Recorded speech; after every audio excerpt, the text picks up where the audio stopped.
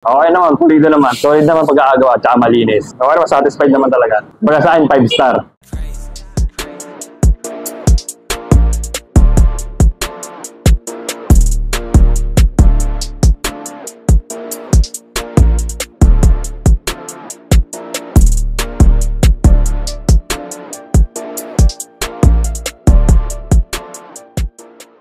Good day mga paps, meron tayo dito customer, Aerox version 1. Nagpa-install sa atin ng left-right domino. Yan. So ito, applicable to sa Aerox B1, M3, tsaka Mio Sol I. So hindi siya applicable sa tie switch mga paps kasi hindi siya native handle pad.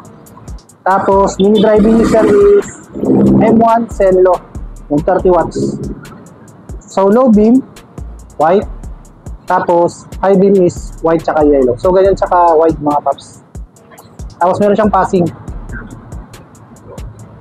Tapos, nagpa-rewire sa atin ng horn niya kasi dati wala siyang stock. Ngayon, nilagyan natin siya ng stock tsaka rapid. So, ito yung stock. Tapos, yung loud. Meron siyang rapid. Tapos, meron siyang underglow. Yun. So, pinilinisan na underglow sa atin is kulay blue. Yun.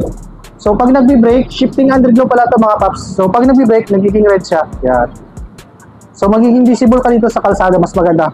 So, aware yung mga nakakasunod sa'yo na nagbi-brake ka kasi nagre-red.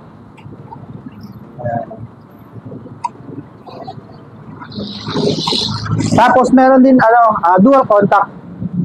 Yan, red. Yan, pinili sa ating red. So, pag nagsisignal light, kabila, tapos may hazard na rin siya.